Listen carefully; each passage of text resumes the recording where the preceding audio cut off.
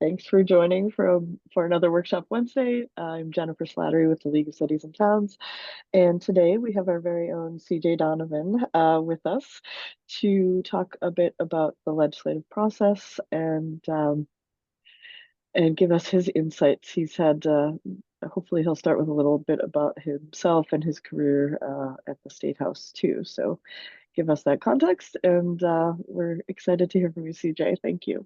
Absolutely, my pleasure. I know we've got Randy joining us as well as the executive director of the league, and if there's anything you wanted to add, please feel free to jump in as well. Um, a little bit about myself, a little bit of background. I from Warwick, Rhode Island. I was a city councilman for 7 years, so I have a little bit of municipal experience as well. But a large part of my professional life has been in policy, and I did work at the Rhode Island State House in the House Policy Office for, better part of 15 to 16 years. So I've been around for quite a bit of my adult life. And when Jen had asked me to participate and give a little background on the legislative process, I was excited. But also, I didn't know if maybe, and maybe this is a dated reference, maybe teaching people how to solve a Rubik's cube would be easier than the legislative process. It's it's quite exciting. It's a little bit different than what the Schoolhouse Rock cartoon often reference, but they do a great job at at compartmentalizing and helping not only municipalities but also um, residents from the state to participate and understand, to better understand how the process works. I did start on working on a PowerPoint presentation, but as I was going through that, I felt that maybe it might be a little bit easier if I dug into the General Assembly website. They have over the last few years, they've done an incredible job of updating and improving the General Assembly website. And before I get started on that, I'm just curious, is there anybody that's listening here today that has been to the legislature to testify? And if so, or if not, that's fine. But if so, could you just give a little background on what your experience was? Has anybody had that opportunity? No? Oh, interesting. Actually, I had an experience in my previous life as an economic developer. I testified several times before House Finance regarding specific economic development initiatives that the Rhode Island Commerce Corp had asked me to participate to support the program. So I've done it on a very limited scale. Mm-hmm. That's great. That's more than what most people do. So even on a limited scale, it's important, and it's nice to hear. I, I sorry to I'm sorry. interrupt. I No, please. also have testified at the State House for the sidewalk legislation for the state to take it over. And that's an Great. ongoing thing. So that's kind of why I'm logged in today to try to learn a little bit. Absolutely. Well, that's interesting. That happens to be one of our legislative priorities here at the league. I think that particular bill has seen legislative activity for the past 7 years, but has not quite made it over the finish line. We just found out, the executive director and myself just found out that it passed the Senate last year, but got held up in the House for whatever reason. You never know. It could be because they want better input. They want maybe to tweak some things. But we will. And I apologize. What is your first name? Is Steve. Steve? Steve.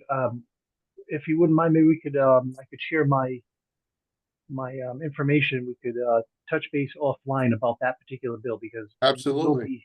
we will be testifying on that bill as and a few others as well that are I think important to the league, and especially in this economic climate. Um, Uh, yeah, that'd be great. I'm also the president of the Rhode Island Public Works Association. So we go to support Gordon Fox with that. And that's oh, why I let great! him speak as the president of the association and the public Oh, works that'd be great. director in Narragansett. Oh, that'd be great. That'd be super. All right, Yeah, great. there's always strength in numbers.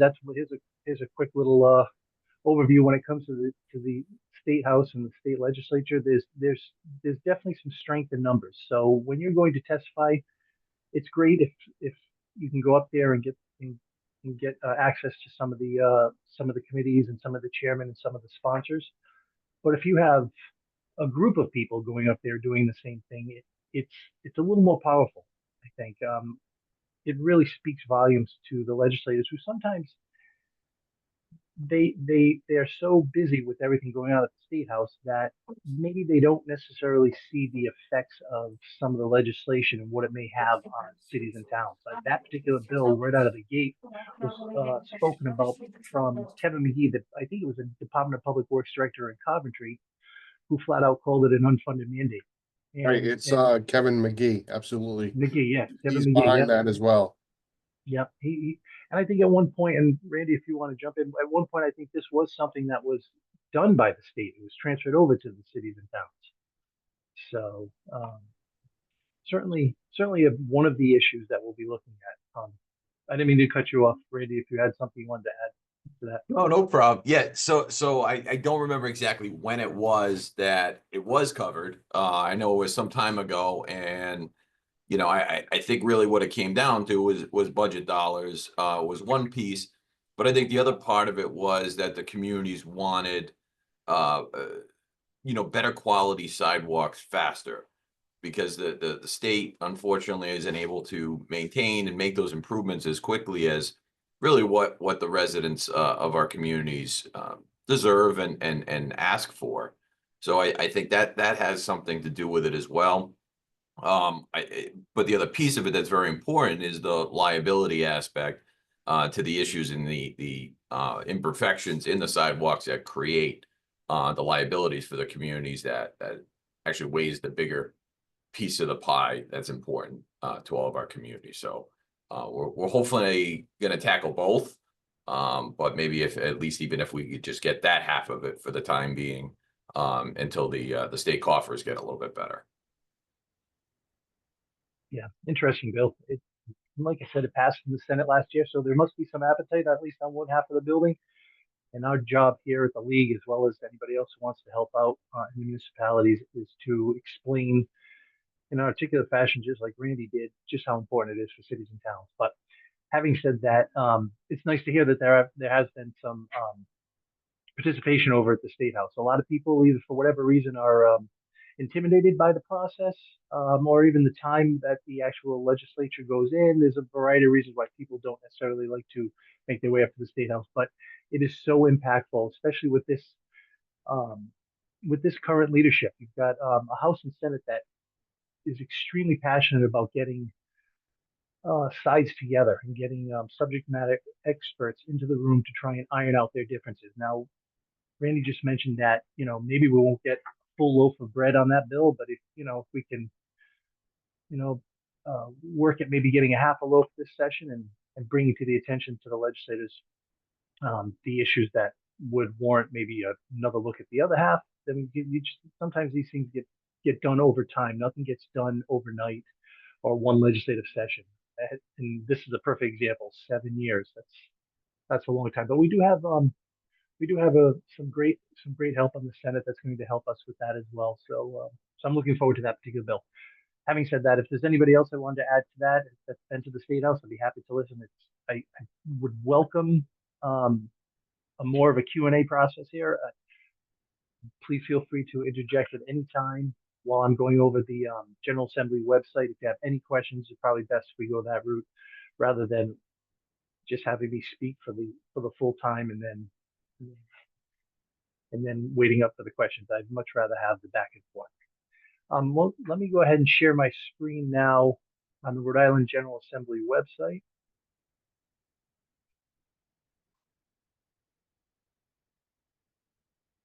I hope that is coming. That is working. All right. All right.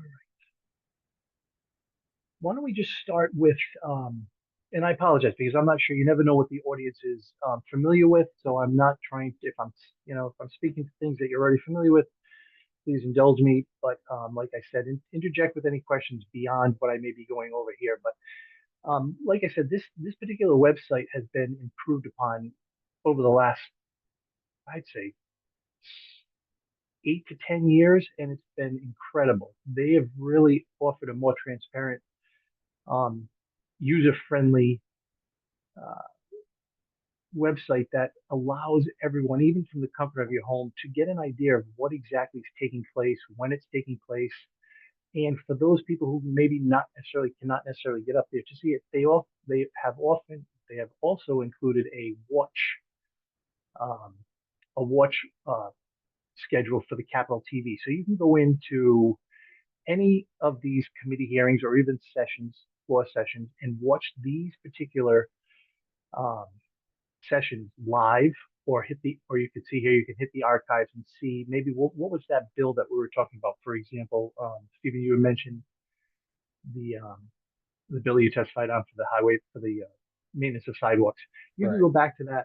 You could pull up your probably your testimony, maybe even yours, Scott, for when you went to the House Finance Committee, which is nice. It's nice to have an archives because it allows you to fine tune your testimony and your debate on why you think a bill should or should not be passed. Right now, we're fortunate we have a host of package of bills that the league is going to be putting in on a proactive basis that we're really excited about. But there'll be a reactive portion of this legislative session that we'll be dealing with, because bills will be coming in that will affect cities and towns in some manner, some in a good manner, sometimes in a financial unfortunate manner. So you want to stay on top of that as best as possible. This will give you a little bit of background information. This Capitol TV watch screen will allow you to kind of fine tune your testimony. If you don't feel comfortable speaking, you can always go up to the State House or if you don't feel comfortable speaking, going up to the State House, you could submit written testimony, and I'll get to that as well. But just to give you a little idea, we'll start with the House of Representatives. Um, it's made up of 75 representatives, broken into districts. The top three here are the leaderships. You have the Speaker of the House right now, K. Joseph Shikarchi from the city of Warwick, District 23, and his majority leader in District 2 from the city of Providence, Chris Wilczewski. Chris Wilczewski's, the majority leader's job is to make sure when the legislation finally gets out of committee and goes to the floor, he's the last person to speak on the bill. He's the one that actually tries to get it over the finish line, or if there are any, unanswered questions, he's the last one to try to alleviate any unanswered questions or concerns on the bill. Minority Leader Michael Chippendale from Foster is also afforded that opportunity to speak on the floor just prior to the majority leader speaking. That is the three legs of the stool of the legislature. Once the bill hits the floor, there are other leadership members of the speaker's team. You could scroll down. I'll scroll down for you. You scroll down and you can see by district. All the legislators, the House of Representative legislators, like I said, there are 75 of them. They're in alphabetical order. But if you wanted to say, click on Marvin Abney, who, once you get to know the legislature, he is the finance chairman for the House of Representatives. So if you found out that your bill was being heard in finance committee, you'd want to do a little research on the chairman by clicking on his name and just getting a little background on where he's from. What you can see from the top here, what committees he's the chair of House Finance. He's also a member of the House Committee of Conduct. He's also a member on the House Committee of Veterans Affairs. He will entertain all discussion in committee. I've been to quite a few finance committee meetings. He will entertain all discussion in committee, from the first person right down to the last person who takes the time to come up to the State House to maybe speak on something that they feel is important for their municipality, as well as some individuals who just come up just residents who sometimes will come up. He's a very understanding and smart person on the finance committee, but it's also made up of, bear with me here, it's also made up of about, I think, 15 other members. So what you'd want to do is you'd go back one page and you could go to our home screen again. And I don't mean to be bouncing around, but just give you an idea. But if you wanted to go to the committee, that you could go to the actual committee tab over here to the right.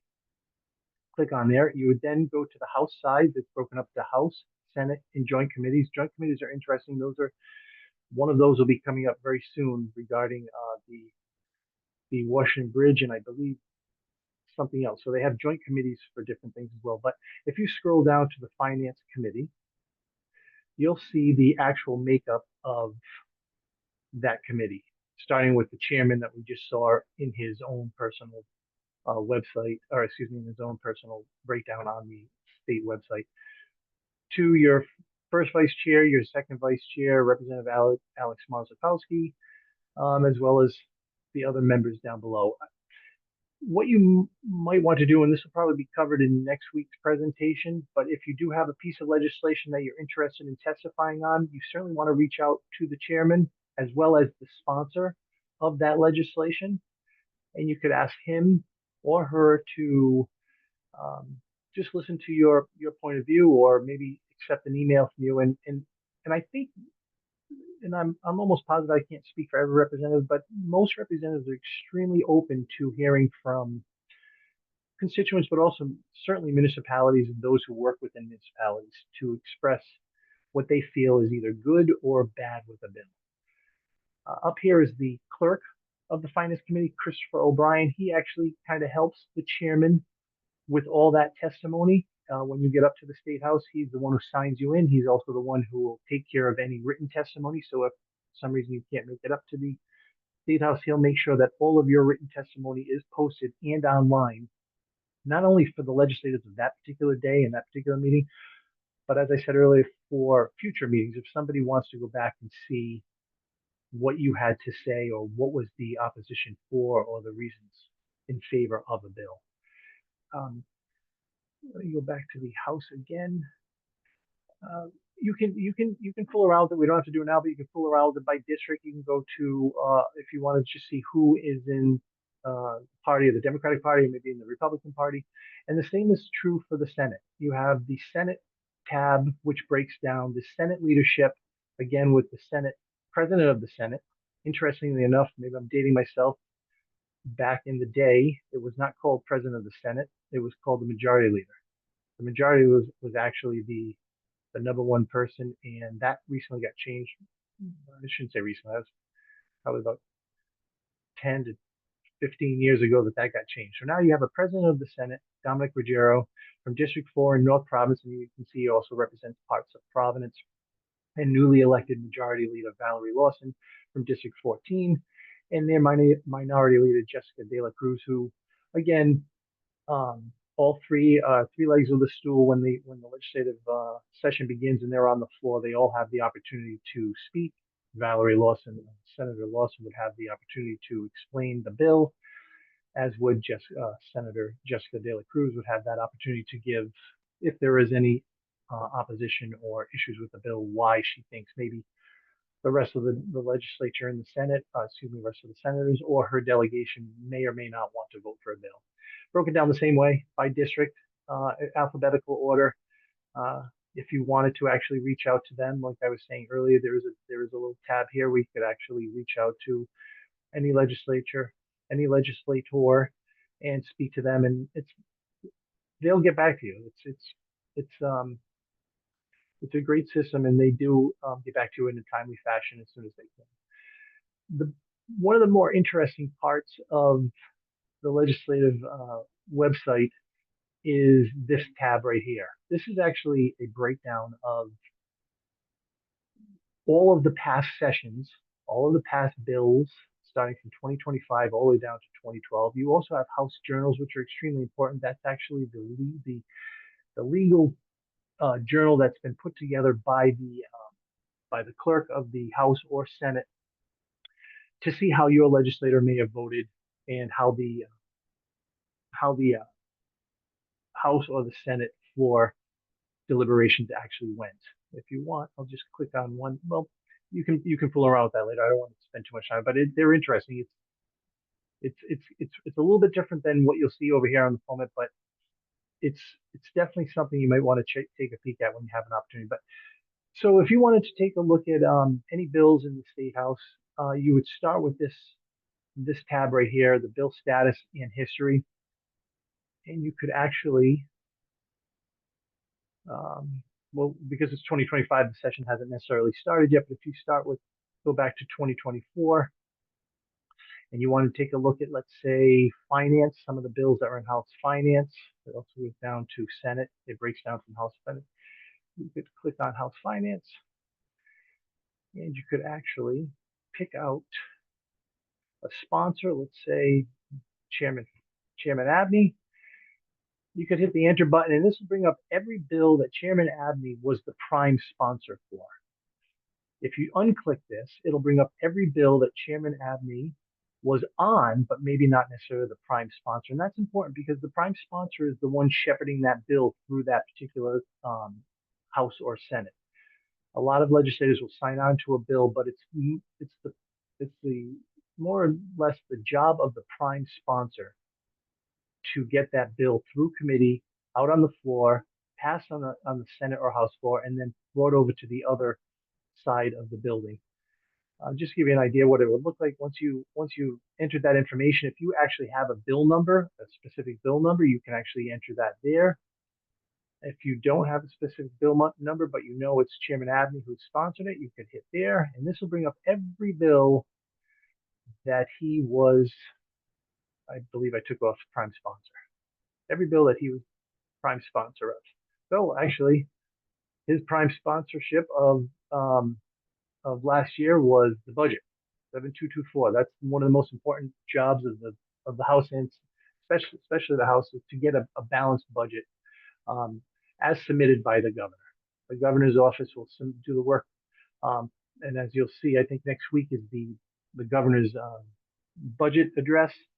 He will submit that budget to the state legislature. The state legislature will then the House of Representatives and the House Finance Committee and the Senate. But mostly the House will fine tune that budget, look at the budget, bring in all the governor's directors, department heads, and ask them to explain exactly why they're asking for what they're asking for, or why they're maybe cutting what they're cutting to fund another part. But if you wanted to, you could click on the hyperlink here. It would bring you to the legislation. And like I said, this is the budget bill broken up into articles. Article 1 would be appropriations for the support of the fiscal year. Article 3, and there's a quick summary of all the different articles in the bill. Quite an interesting thing, but a lot of people, that's for the numbers crunchers out there, that's really an important committee, the House Finance Committee, and I will bring you back to that as well. If you were interested in House Fiscal or Senate Fiscal, you'd want to bring yourself down to this tab right over here. House Fiscal Office, which is an extremely hardworking, important part of the legislature and General Assembly. We'll go to 2024. There's nothing up here as of now because we've just started the legislative session. But if you go to 2024, you'll see that it doesn't say here, but Sharon Reynolds, who runs the House Fiscal Office on behalf of the leadership of the House, extremely knowledgeable, very important non-elected member of the legislature, who looks into this budget with a fine-tooth comb and will dissect it section by section. You could look right through here. All those articles that I was showing you in the previous screen are brought up to that finance committee, and they're deliberated on in quite a thorough fashion in the House Finance Committee.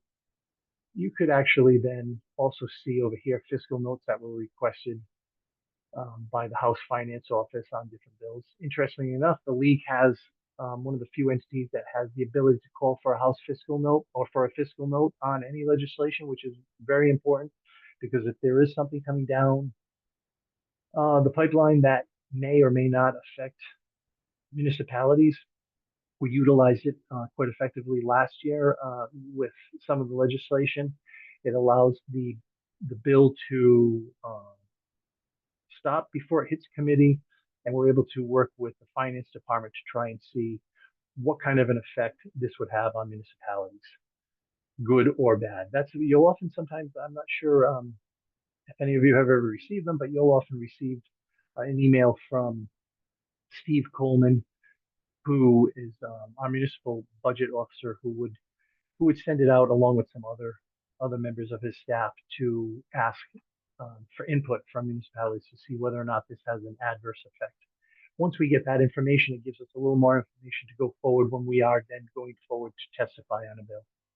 But as you can see, there's a chuck full of information here on this particular page, and very interesting. The Senate has something very similar as well, right next to the House Fiscal Office. They actually, it's the House Fiscal that really fine tunes the budget after it's presented from the governor. The Senate has meetings as well, and I believe it's Steve, yeah, here it is. Steve Whitney is the Senate Fiscal Advisor, another incredible financial expert who really knows his stuff when it comes to the budget and has no problem dissecting and looking into things as well. The House Fiscal Staff, the House Fiscal Staff is probably one of the hottest working offices in the building. They are relied on 24/7, even though it's a part-time legislature, they are relied on 24/7, 12 months a year. And they are all in. They put a lot of time and effort into understanding the budget, as you would well imagine, because we're talking about all of our money, right? All of our municipality money, all of our residents tax-paying hard-earned money. So when legislators start to ask questions why money's being spent, this office really likes to dig in and understand why. But interesting, it will be presented next week. So we're all looking forward to that. The fiscal impact on municipalities. So right now, just on a little side note, there is not really a lot of money, as I'm sure many of you read. We have quite a deficit, but what we're hoping here at the league, and I'd be happy to allow Ray to expand on that more, is sometimes if you can maintain maintain an even ledger rather than having something taken from you, it would be considered a win. And I think that would be one of these years. This would be one of those years where if we could hold the line on what cities and towns have been receiving without any cuts to any of our programs that our municipalities rely on, then that would be considered in. It does look like we have a question from Randy, or not even a question, I'm sure. Well, I figured I'd let you breathe for a second, take a drink. Yeah, I appreciate it. I'll kind of jump into the financial end of the budget. And it's actually interesting. We're going to give feedback to the Senate fiscal because it links to the 2021 numbers. I guess that was a better year financially.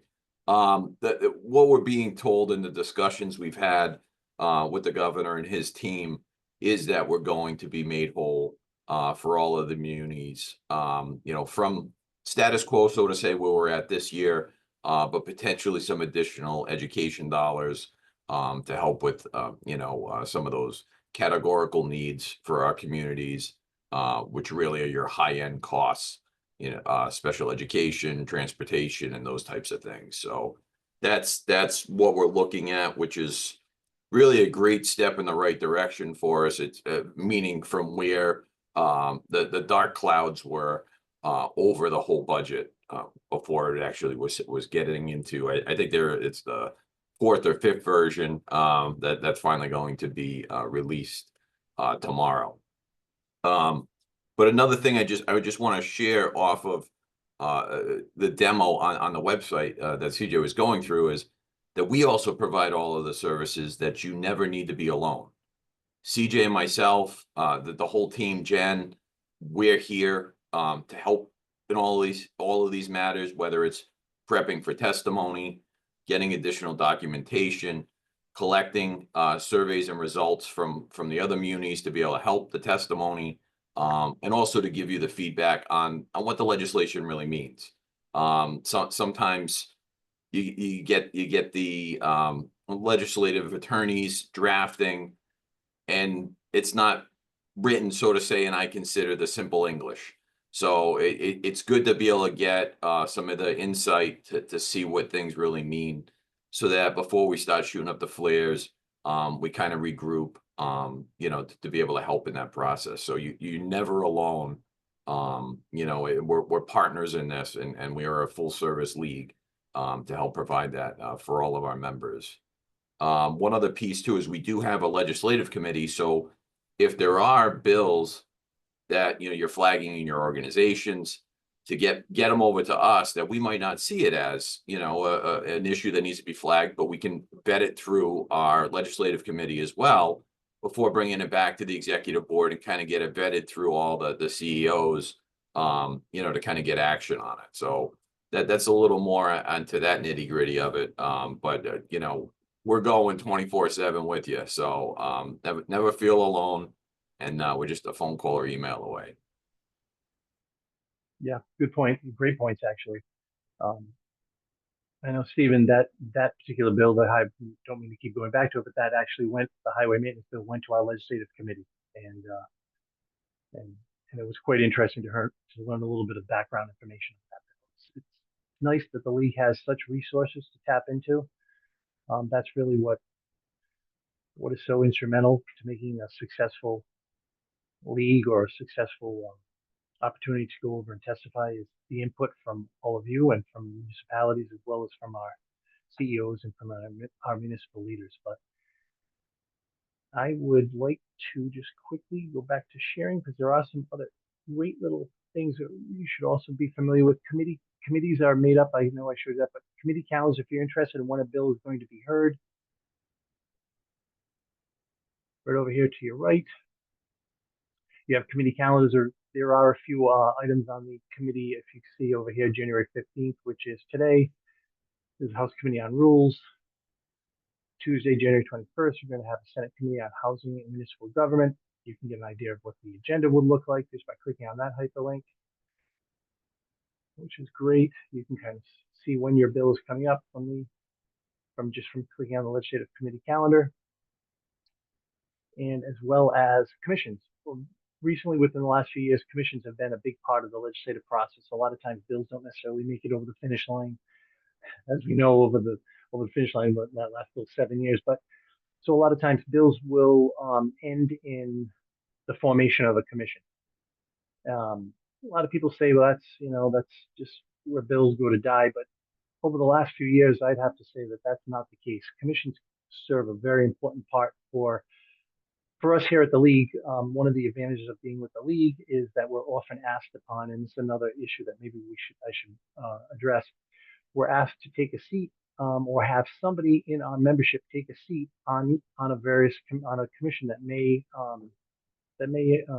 affect cities and towns. So, for example, we have, as you can see, there's probably 20 commissions on the House side, but the league has been asked to have a seat or a designee. So if anybody's interested in a particular commission that they see on this board, whether it be House, Senate, or joint, and if in fact the league does have a designee or a spot available, please let us know that you're interested, and we'll be happy to sit down with you as well. But we have quite a few commissions. We have the Housing Affordability Commission. We have the meeting today of the Climate Change Impacts Commission. You'll see that as well. Here are all the members. You go back to the commission home, and that'll bring you right back out to the main page. But yeah, commissions are a big part of the legislative session now. They will normally take a bill that didn't pass and dissect it a little bit further, and bring more subject matter experts to the discussion to try and work out whatever wrinkles may have been in the way of passing the legislation. Another part of the legislative website, which I think is great that we use here at the league, is tracking bills. If you wanted to actually see where the bill is that you are interested in, it may get posted online, but doesn't necessarily have the committee hearing coming up. You can track that bill as long as you know. You can create yourself a new account, or you could just sign in, which we here at the league will have a sign in. It doesn't cost anything. It allows you the opportunity to follow a bill, whether it goes in committee, whether it's heard in committee, when it gets pulled from committee, whether it gets another hearing in committee. Sometimes bills are heard, 2 and 3 times for amended versions. Gets a little hectic at the end of the session. That's when it's all hands on deck here at the league, because the last 2 or 3 weeks of the session are usually the most hectic, and that's when things are really passing back and forth between the House and the Senate. But it's a great opportunity for you to kind of watch your bill or watch what's interesting to you, and keep an eye on it. You can set it up with your email, so you'll then get email notifications when your bill's making it out of committee or when it's going to be heard in committee. And it's great. It's really interesting. Other than that, you can kind of figure it out from here. You've got your legislative calendar in a more user-friendly fashion here. And this is more or less their major news items. If there's something that's going on at the State House that issued a press release for, you could see the latest. You can see the latest state leaders advocate celebration expansion of paid family leave. So sometimes there's things in here that maybe will pique your interest. And this is a more comprehensive list of everything. But that's basically the State House process in a very quick, short format. Like I said, this is not, anybody who tells you they know the legislative process in and out is fooling you. I've been around it for quite some time, and I still learn each and every day that I go across the street. But what I do know is participation is key on any of this. So as Randy mentioned, we are looking for your help and your input.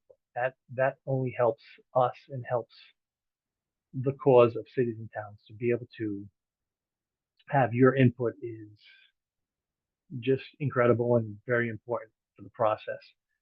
If there's anything that you see that you're not quite sure of, reach out to us here at the league, whether it be Randy, Jen, myself, Heidi. We're a small but mighty league over here that would be more than willing and able to find out more information on a bill. If you don't feel comfortable reaching out to a legislator, we'll be happy to do that with you. If you feel more comfortable reaching out to a legislator with us by your side, we'll be happy to do that as well. Or if you feel comfortable going over to the legislature and testifying but don't want to do it alone, please let us know. Like I said when I first started the discussion, there is definitely strength in numbers, and the legislators do listen. Sometimes, unfortunately, when there is an input, they don't necessarily know what the effect may be on the bill. So it's nice to have that input. I have talked for far too long, and Randy's right. Maybe I should take a little glass of water, but I'd love to open it up for questions and answer anything they may have. I love that part of the discussion. If there are any, I know a lot of people are apprehensive to ask questions in a forum like this, but if you want, please feel free to send them to me as well, or send them over to Jen. I'll be happy to get back to you. But if there are any questions that you think I could help you with or go over with you now, I'd be more than happy to, or Randy or Jen as well.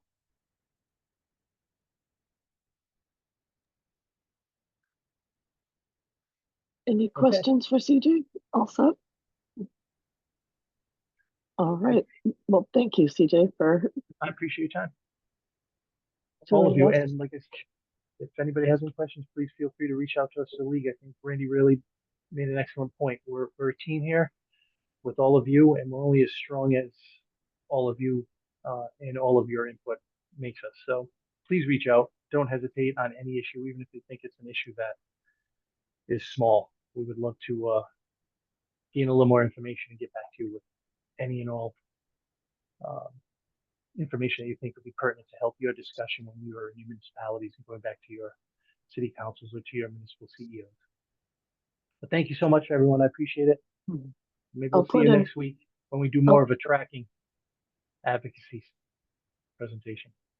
That's exactly what I was going to mention is next week's workshop Wednesday, CJ will be back to go over a little more in detail what the actual advocacy process is like, how to submit testimony, either verbally or written, and all that. So we're looking forward to that more interactive presentation as well. So I hope we'll see you again next week. Thanks for joining us, everyone.